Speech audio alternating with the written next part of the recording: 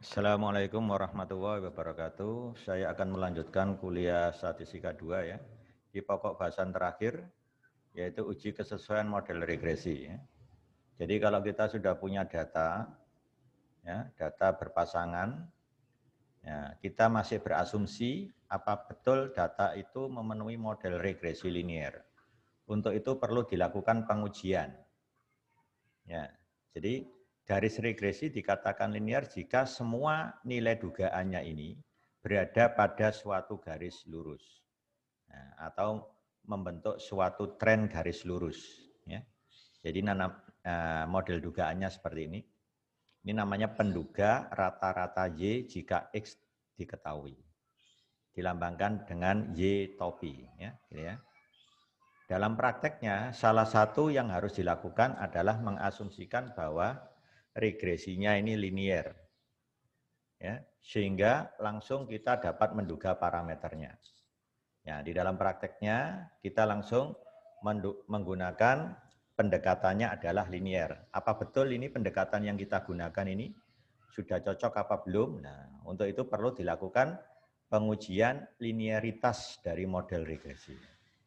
Ya, kalau nanti keputusannya terima H0, berarti cocok memang data yang kita ambil ya secara acak berupa data pasangan X, Y tadi memang memenuhi model regresi linier. Ya, gitu ya. Kalau tolak H0 berarti data yang kita ambil berupa data pasangan tadi tidak memenuhi model regresi linier. Jadi kesimpulannya hanya ada dua itu ya. Nah, persamaan regresi linier umumnya lebih disukai daripada regresi non-linier atau tak linier. Jika asumsi kelinearannya dapat diterima. Jadi nanti kalau kita uji, ternyata modelnya memang model regresi linier, maka lebih mudah kita menginterpretasikan hasilnya ya, daripada yang tidak linier. Ya. Jadi untuk melihat pengaruh X terhadap Y-nya itu lebih gampang diinterpretasikan. Ya. Kalau memang hasil pengujiannya sudah menunjukkan terima H0, bahwa model regresinya adalah linier. Ya. Dalam kondisi ini diperlukan uji kesesuaian model. Ya. Jadi nanti kalau kita sudah punya data, langsung kita dekati dengan regresi linier, apakah hasil pendekatan regresi linier ini sudah sesuai atau belum, maka perlu dilakukan uji kesesuaian model regresi linier. Dalam hal ini adalah regresi linier sederhana, karena hanya melibatkan satu variabel prediktor. Ya. Kalau lebih dari satu variabel prediktor, uji kesesuaian model regresi linier berganda namanya ya. Gitu. Nah, bagaimana prosedurnya untuk uji kelinieran model regresi? Misalkan terdapat sampel acak berukuran N pengamatan. Dengan K adalah nilai-nilai X yang benar-benar berbeda. Ya, jadi banyaknya nilai X atau taraf dari X yang benar-benar berbeda. Jadi misalkan ada K taraf atau K nilai X yang benar-benar berbeda. Terus kita list, yang X sama dengan X1 banyaknya kita namakan N1. Untuk X sama dengan X2 banyaknya kita namakan N2. Dan untuk X sama dengan XK banyaknya kita namakan NK. Nah, dari sini saya bisa menjumlahkan N, yaitu apa? N1 ditambah N2 sampai NK. Ya, di sini. Nah, bagaimana struktur datanya? Struktur datanya sebenarnya seperti ini. Ya, karena ada ulangan, ya, ingat ya, syaratnya X harus ada ulangan, maka indeksnya Y nanti menjadi 2, yaitu IJ. Maka saya definisikan seperti ini. Nah, apa YIJ? Nilai pengamatan ke J dari variabel respon YI. Nah, nilai pengamatan ke J, jadi ini J itu indeks ulangannya, dari variabel respon YI. Ya, gitu ya. Nah, akhirnya kita bisa mendapatkan nilai YI titik. YI titik itu jumlahan dari YI sebanyak NI. Jadi kalau ini saya jabarkan, sama saja Y YI1 ditambah YI2 ditambah dan seterusnya sampai YINI. Nah, tinggal tergantung NI-nya berapa. Saya ambil contoh, misalkan I-nya 1, Y1 titik itu sama dengan sigma J1 sampai N1. Nah, nanti ini berakhir di N1. YIJ. Kalau ini saya uraikan, maka ketemu Y11 ditambah Y12 ditambah dan seterusnya sampai Y1N1. Nah, itu maknanya. Kalau I-nya 2, berarti Y2 titik kan? Berarti sigmanya J sama dengan 1 sampai N2. Berarti nanti ada Y21 ditambah Y22 sampai dengan Y2N2. Gitu. Begitu seterusnya. Ya. Nah, berarti ini menandakan apa? Jumlah nilai YI dalam sampel berulang. Gitu ya. Nah, sekarang strukturnya saya gambarkan seperti ini. Andaikan saya punya data berpasangan XI, YI. Ini variabel prediktornya, ini variabel responnya. Ya kan? Saya cetak tebal ini. Nah, andaikan kita ngamati ternyata X1 itu muncul 3 kali. Nah, X2 hanya muncul sekali, X3 muncul sekali, X4 muncul sekali, X5 muncul lagi 2 kali. Berulang kan ini? X6, X7, X8 masing-masing muncul sekali. Nah, ini menunjukkan apa? Ada pengamatan X yang berulang. Maka nilai K itu cukup dihitung dari nilai tunggalnya. Contohnya, X1 muncul 3 kali, maka cukup dinamai X1. Jadi kalau kita hitung nanti ada X1, X2, X3, X4.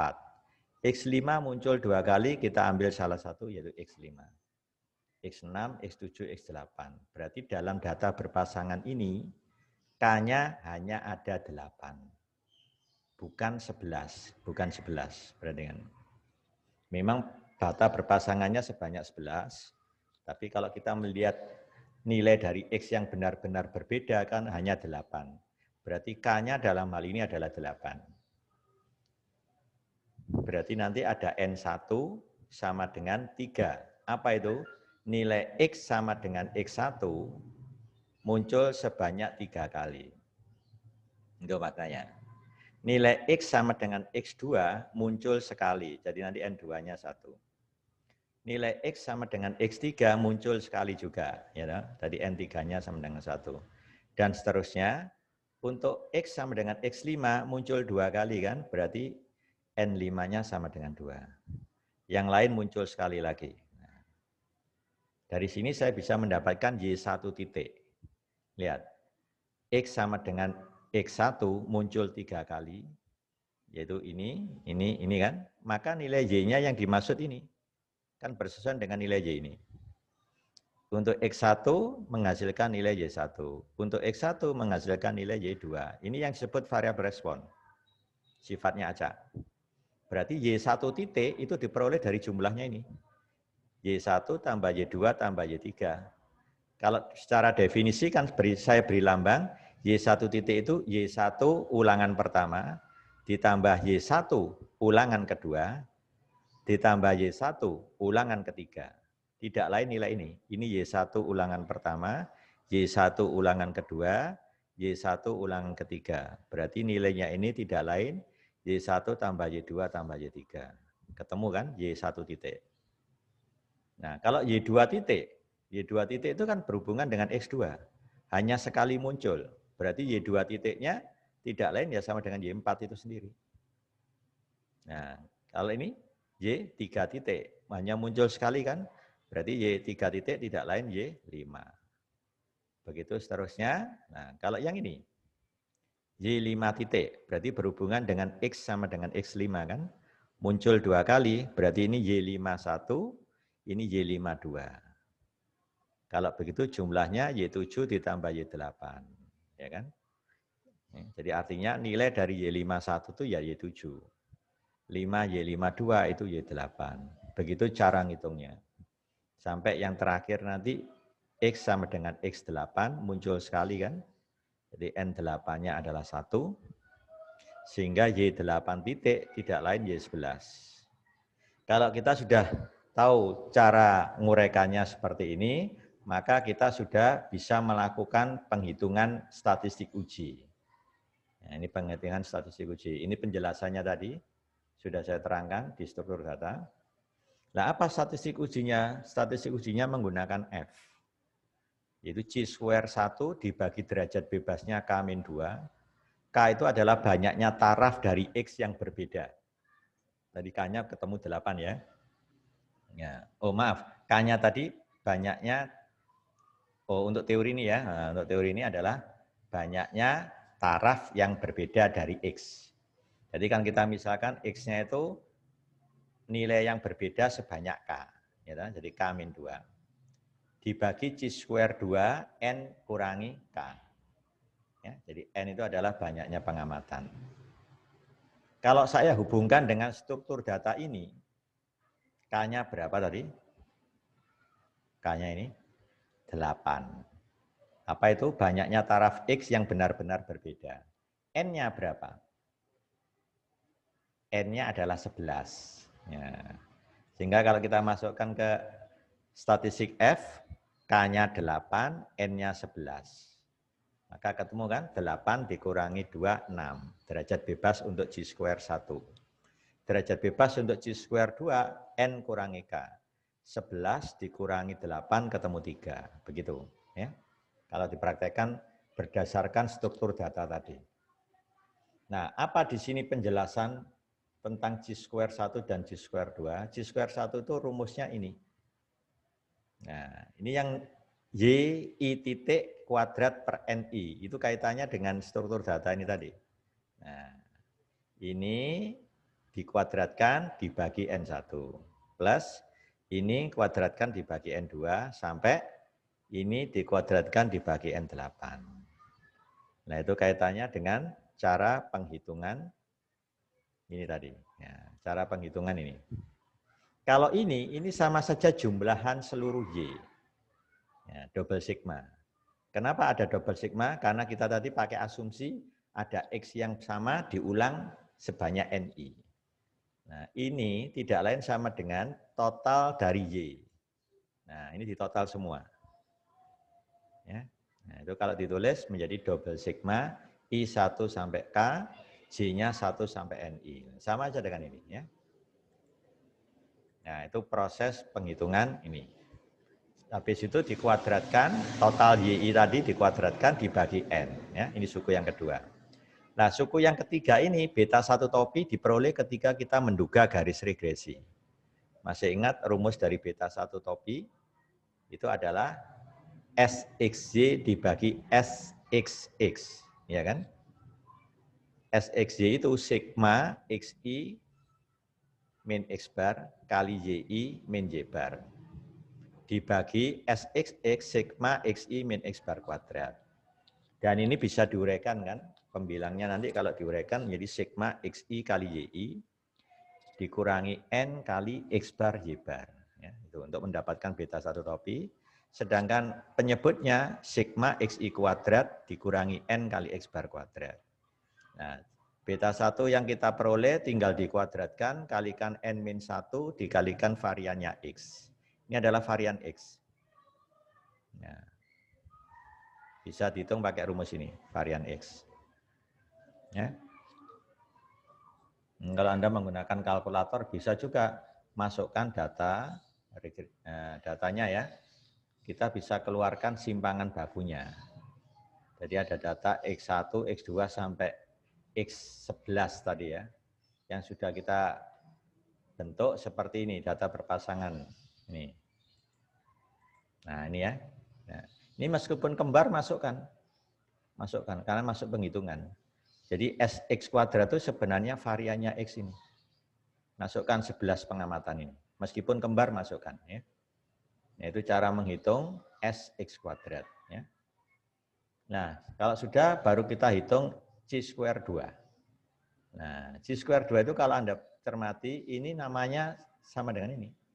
Berarti total semua YI, J tapi dikuadratkan. Kalau ini kan tidak dikuadratkan. Cuma Y-nya dijumlahkan semua, baru dikuadratkan. Kalau ini, setiap Y-nya dikuadratkan lalu dijumlah. Nah, Jadi kalau ini dikuadratkan, ini kuadratkan, semua kuadratkan baru dijumlah. Ya, itu adalah nilai dari ini. Dikurangi, nah kalau ini persis sama dengan itu. Makanya nanti kalau Anda menghitung, ini tampilkan dulu nilainya berapa, setelah itu tinggal dipindah ke sini. Jangan langsung dihitung total, nanti kita kehilangan informasi ini. Karena ini dipakai lagi di sini. Nah, itu cara ngitungnya. Setelah ketemu chi-square 1 dan chi-square 2, masukkan ke F hitung, maka dapat F-nya. Ingat, F ini berdistribusi F dengan derajat bebas pembilangnya K-2, derajat bebas penyebutnya N-K. Kalau begitu daerah kritisnya F lebih besar F alpha, berarti kan F alpha, di mana alpha adalah tingkat signifikansi, dengan derajat bebas pembilangnya K-2, penyebutnya N-K. Nanti F alpha-nya ini tinggal baca di tabel F, maka kita dapatkan daerah kritis sudah. Kuncinya hipotesis ya itu hanya 5 poin itu.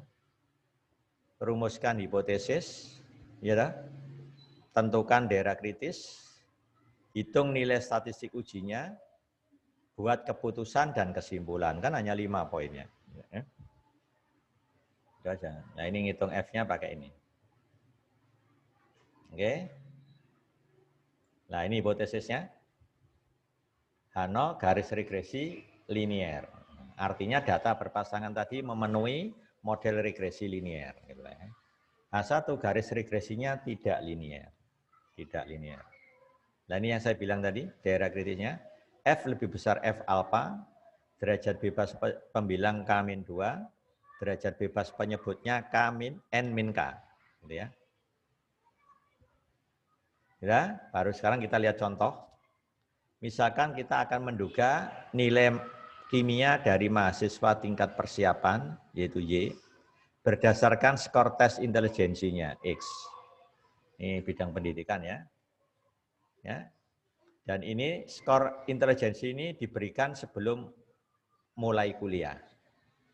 Dicek intelijensinya, kemudian diberi kuliah statistika, diberi kuliah kimia, baru dites hasilnya seperti ini, misalkan aja gini. Keterkaitan antara nilai X dengan nilai Y itu dimodelkan dalam regresi linier sederhana. Misalkan aja begitu. Apakah pendekatan regresi linier ini sudah cocok apa belum? Nah itu yang jadi persoalan di pokok bahasan ini. Gunakan alpha 5%. Maka langkah kita pertama adalah cek. Apakah ada nilai X yang berulang? Nah, kalau nggak ada yang berulang, kita tidak bisa melakukan uji linearitas. Nah, ya, jadi syaratnya harus ada X berulang. Kita lihat, ini X yang berulang 50 muncul 2 kali. 65 muncul berapa kali? 3 kali. Ya, 1, 2, 3. Nah, jadi nanti kita bisa milah supaya gampang hitungnya. 65 kelompokkan tersendiri. Ya, urutan mahasiswanya tidak perlu diperhatikan, tidak masalah. 65 pasangan 85. Ini 65 lagi pasangan 90. 65 pasangan 94. Habis itu coret 65-nya. Supaya enggak kebaca ulang. Habis itu 50 muncul 2 kali. Nah, 50,74 pasangkan 50,76. Habis itu 50-nya coret tinggal 55. 55 muncul 3 kali juga. Nah, gitu ya caranya. Nah, nanti kalau sudah kita list, akhirnya kita dapat hasil gini. Ternyata nilai X yang benar-benar berbeda itu hanya ada 4. Yaitu 50, 55, 65, 70. Gitu ya. Ada 4 ini. Ternyata untuk X sama dengan 50 berulang 2 kali. Berarti kita dapat Y1 titik. Dari mana 150? 150 itu diperoleh dari pasangan 50 sama 50 ini. Berarti apa? 74 ditambah 76. Ketemu 150 kan? Nah, itu ya, 150. Itu caranya. Kemudian berikutnya adalah X sama dengan X2 besarnya 55. Nah ini muncul 4 kali. Berarti nanti ini ada Y2 titik. Yaitu Y21 tambah Y22 tambah Y23 ditambah Y24. Berarti untuk 55 muncul 4 kali. Nah ini berarti 76 ditambah 85 ditambah 81 ditambah 74, nanti hasilnya ketemu 316. Begitu seterusnya. Nah, setelah ini dapat, nah daerah kritis boleh didulukan. Daerah kritis tadi kan F lebih besar F alfa. Tadi alfanya 5%. Derajat bebas pembilang K-2. K-nya 4, berarti kan K-nya 4. Taraf X yang berbeda kan. Dikurangi 2, berarti ketemu 2. Derajat bebas pembilang. Derajat bebas penyebut N kurangi K. Berarti kan K-nya 4, sedangkan N-nya 12. 12 kurangi 4, 8. Jadi ini diperoleh dari F 5%, derajat bebas pembilang 2, penyebut 8. Nanti ketemu F-nya sekian. Ya, bisa kita cek. Bisa kita cek. Nah, di sini ya. Nah, untuk tabel F.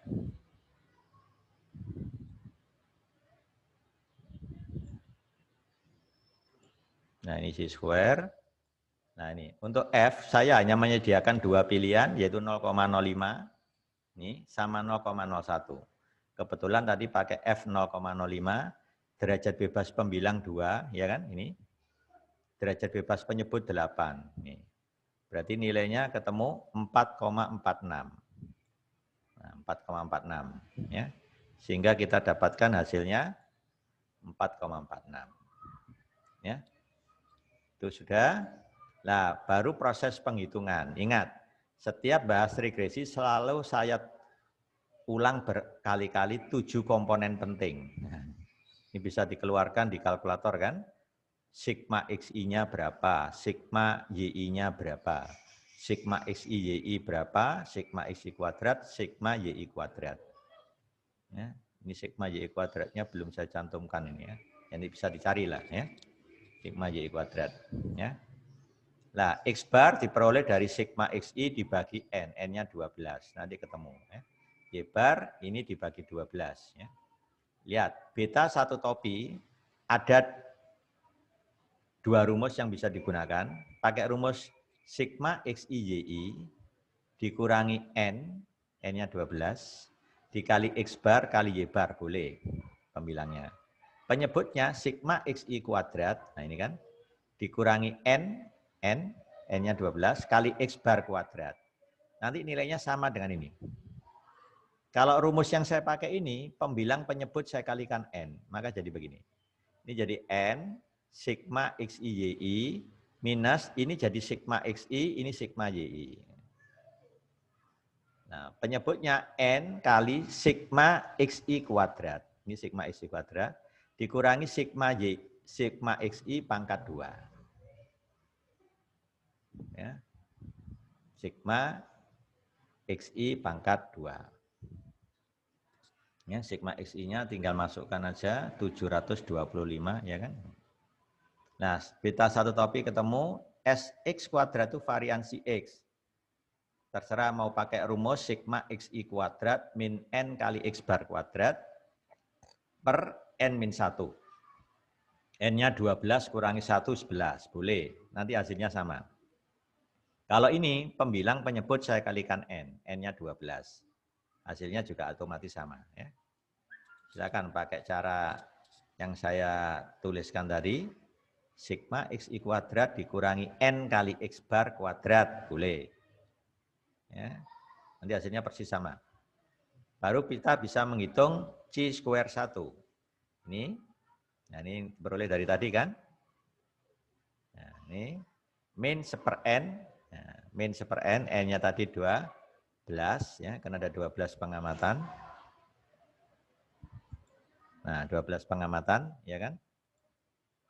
Ya. Kemudian dibagi dengan NI. NI-nya tadi kan ada N1, N2 sampai N4. Kan K-nya ada 4 tadi.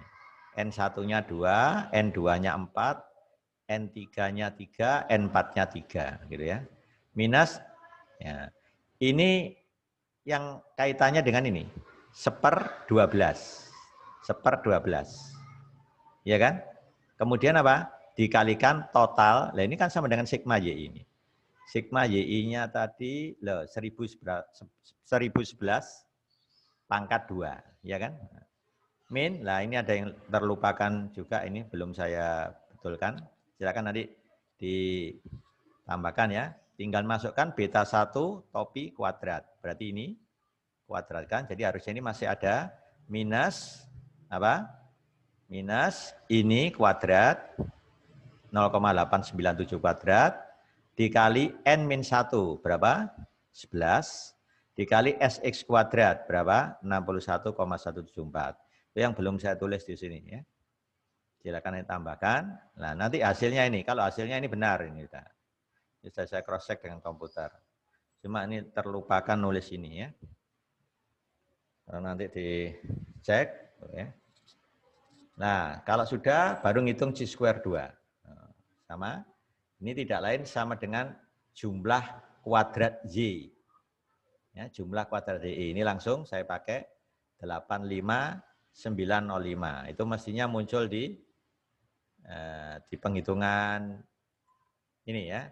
Sigma Y kuadrat. Ini belum saya cantumkan juga ini ya. Belum saya cantumkan.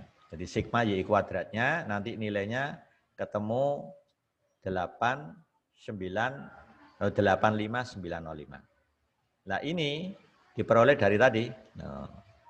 Sigma YI titik kuadrat per NI. Ya. Nah, diperoleh dari sini. Ini nilainya harusnya saya tulis dulu. Ini nilainya sekian, ini sekian. Terus yang ini minus lagi sekian. Baru hasil akhir. Ini kan saya loncat aja ya. Nanti kalau Anda jawab harus lengkap supaya lebih enak ya. Lebih ngecek benar salahnya itu kelihatan ya. Jadi ini tadi sebenarnya sudah ada nilainya ketika kita menghitung C square 1 ya. Ini langsung hasilnya ini dikurang itu ketemu ini. Baru dapat F hitung. 8,1506 per 2. 2 ini dari K-2. K-nya 4. Ini adalah C square 2 dibagi N-K. N-nya 12 dikurangi 4, 8. Ya. Ternyata 0,182 itu berada di luar daerah kritis. Daerah kritisnya ini kan. Nah, di luar ini kan, berarti dia masuk daerah terang. Kalau masuk daerah terang berarti H0 diterima. Kalau H0 diterima berarti model regresi linear sudah sesuai.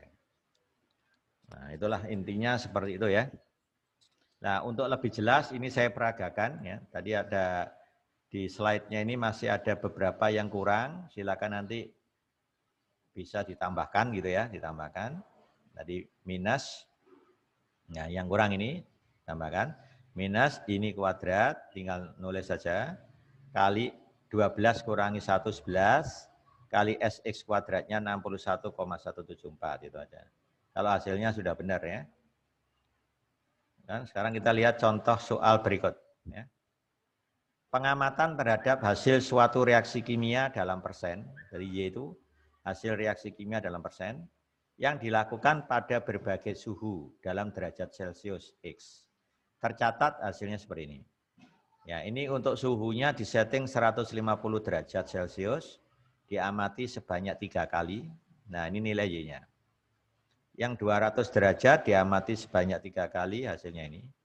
Untuk 250 diamati 3 kali juga, 300 derajat diamati 3 kali juga. Jadi N-nya di sini ada 12, K-nya berapa di sini? K-nya ada 4 ya. Nilai X yang benar-benar berbeda kan 150, 200, 250, 300. Ya. Bisa jadi nanti ada pengamatan tunggal loh ya, nggak berulang. Ya, misalkan aja yang terakhir ini saya ganti 350. Nah, ini juga masuk. Nanti berarti banyaknya X yang berlainan jadi 5. N5-nya cuma 1 nanti ya. N5-nya 1. Ingat struktur datanya tadi. Ya. Jadi nanti K-nya jadi 5. Kalau ini saya ganti 350. Ya. Oke, saya abaikan aja itu. Anggap aja kita punya ini. Dugalah persamaan regresi linear sederhana. Y terhadap X. Nah, ini kalau saya duga modelnya nanti ketemu apa? Beta 1 topi ini kan? Ini beta 1 topi. Nah, beta 0 topinya apa rumusnya? Masih ingat nggak? Beta 0 topi.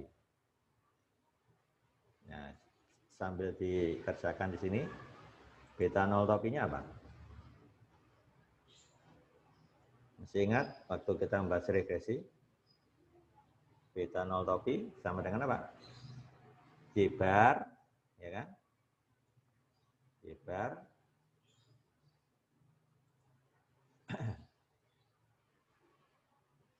pakai ini ya. Jadi Y bar, nah gitu ya.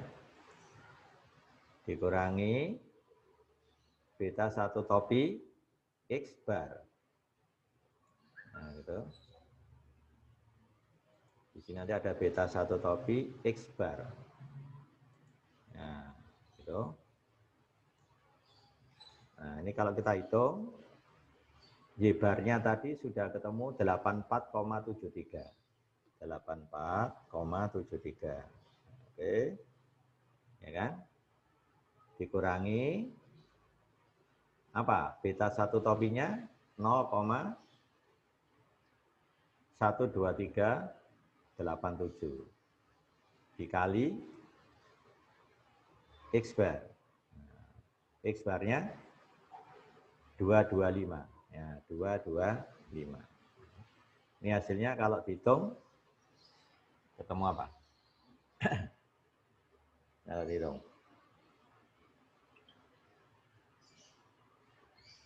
Ya, kita kurangi aja supaya lebih jelas. 84,73. Oke, dikurangi 0,12387. Ya, dikalikan 225. Nah, ketemu 56, ya kan? 859. 859. 8593 ya. Kalau saya ambil 4 desimal. Kalau 5 desimal 85925. Oke, biar lebih teliti.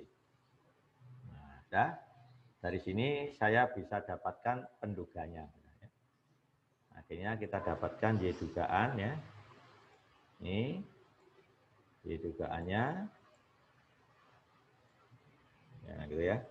Sama dengan nah, beta 0 topi yang ditulis dulu 56,85925. Ya, ditambah nah, ini yang beta 1 topi 0,12387 X. Inilah jawabnya.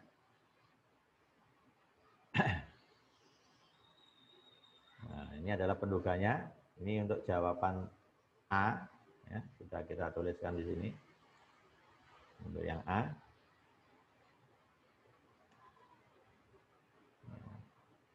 Sekarang untuk yang B, uji kesesuaiannya berarti berlanjut ya. Nah, ini untuk yang B, kita mulai dari proses ini.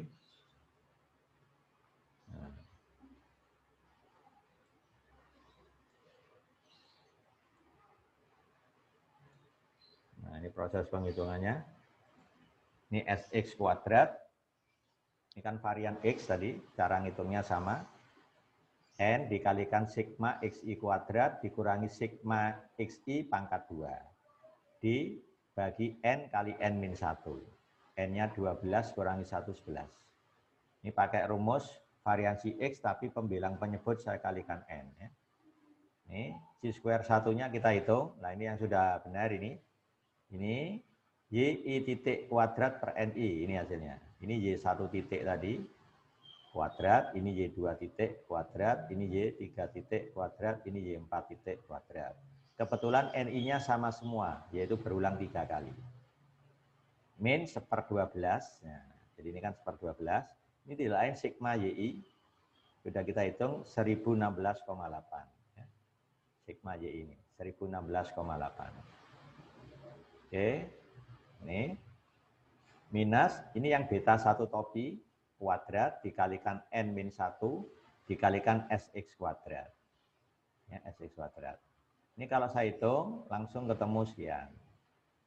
Ya, ini saya bulatkan sampai 5 desimal aja, anggap aja gini. Ya, gitu ya. Biar nggak terlalu panjang. Nah, G² 2 rumusnya kan ini. Ini adalah jumlah kuadrat Y, jadi Y-nya itu nilainya dikuadratkan semua lalu dijumlah, ketemu ini. Ini tidak lain sigma Y kuadrat. Kebetulan sigma Y kuadratnya, nah ini sudah saya hitung, 86815,52. Nah, ini tinggal dipindahkan ke sini. Ya, pindahkan ke sini. Ya, min ini. Ini kebetulan sudah ada di sini. Tinggal di copy, di paste aja. Ini kalau saya hitung ketemu 5,86. Ya, 5,86. Nah, baru saya dapat F G² 1 dibagi K-2, K-nya 4, dikurangi 22. Ini G² 2 dibagi N-K. Hasilnya 52,842. Nah, karena nilai F hitung memenuhi daerah kritis kritisnya kan F lebih besar 4,46. Kan memenuhi kan? Berarti F hitung ini masuk daerah gelap, berarti keputusannya adalah tolak H0. Atau H0 ditolak. Karena masuk daerah gelap. Kalau tolak H0 berarti apa? Model regresinya tidak linier. Kesimpulannya. Ya. Nah, ini sebagai ilustrasi contohnya lengkap. Ini yang sudah benar. Ya, ini ada 2 pertanyaan A dan B. Ya. Ini tolong yang slide yang saya terangkan tadi bisa ditambahkan. Jadi kesalahannya tadi ya. Nah, ini lengkap. Nah, nanti ini saya kirim ke grup nanti ya. Saya kirim ke grup biar semuanya bisa sharing ya. Nah, coba sekarang saya peragakan dengan Minitab. Ya. Data tadi itu sudah saya simpan di Minitab seperti ini. Ini X, 150-nya berulang 3 kali, 200 berulang 3 kali, 250 juga berulang 3 kali, 300 berulang 3 kali. Ini Y-nya ya. Ya, karena ada X yang berulang, maka bisa menggunakan galat murni. Jadi untuk uji ketidaksesuaian model ya. Jadi perintahnya start, regresi, masukkan responnya Y, ini sudah, prediktornya masukkan X, ya, X-nya. Nah, ini grafnya kita lihat. Nah, grafnya abaikan aja, nggak perlu, biarkan begini. Nah, untuk optionnya, nah ini yang harus dicentang, pure error. Ini awalnya nggak ada. Ya, jadi ini dicentang. Ini untuk mengeluarkan uji ketidakpasan model atau uji ketidaksesuaian model. Ini harus dicentang. Kita oke. Resultnya kita pakai ini yang ada ANAVA-nya. Nah, pilih yang ini. Awalnya tadi di sini, ini sudah saya pindahkan ke sini. Nanti mengeluarkan tabel ANAVA sama tabel koefisien serta R kuadrat. Ya. Oke, storage. Nah, kita nggak perlu menyimpan, biarkan begini storage-nya. Langsung kita oke. Nah, ini tabel ANAVA-nya. Ini saya blok. Nah, dari tabel ANAVA ini tadi kan nilai F-nya ketemu 52,8 berapa? Nah, F-nya tadi ketemu 52,842. Ya kan? Hasil Minitab 52,86. Oh, sudah betul kan? Ada selisih itu lumrah. Kenapa? Karena semuanya hasil pembulatan.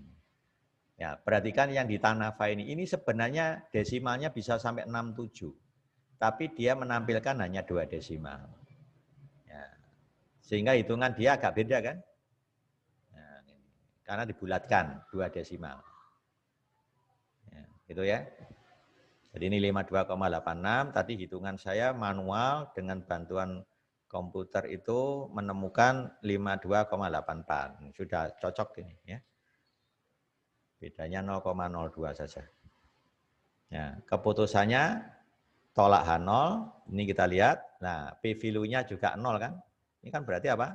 Sangat signifikan, tolak H0 juga kan? Kalau tolak H0 berarti modelnya apa? Modelnya tidak pas atau tidak cocok. Kan ini dipakai untuk uji ketidakcocokan model, lack of fit. Ini artinya ketidakcocokan model atau ketidaksesuaian model.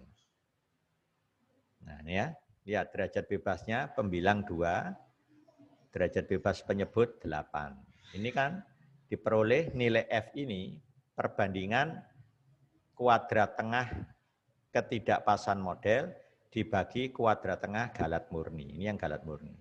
Jadi ini dibagi ini nanti ketemu sekian. Nah ini yang nilai C-square 1 tadi. 77,45.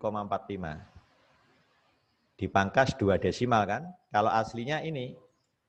Nah 77,41355. Tadi disingkat 77,41. Ya kan.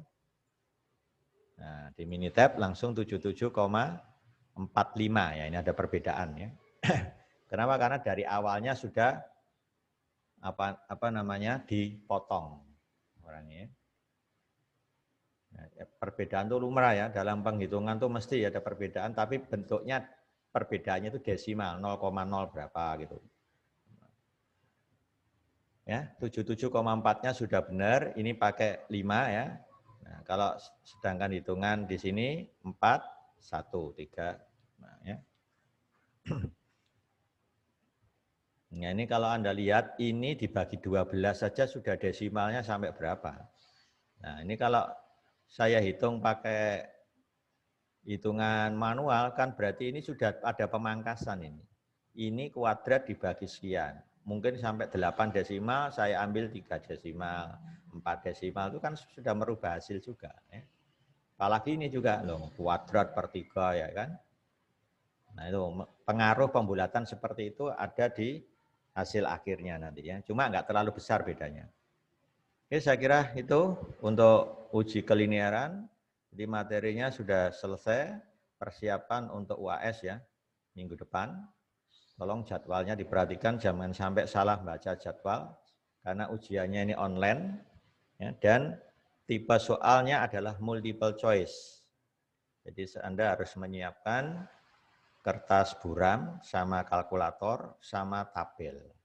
Itu yang wajib disiapkan. Nanti Anda ngerjakan di kertas buram, kalau jawabannya sesuai langsung dicentang di pilihannya itu. Ya, nanti bisa buka di aula, pas hari hanya ya. Jadwalnya untuk statistika 2 itu mungkin sama dengan jam kuliah, saya tidak tahu. Silakan nanti di cross check ya. Ini saya mengingatkan aja. Oke, saya kira sampai di sini. Assalamualaikum warahmatullahi wabarakatuh.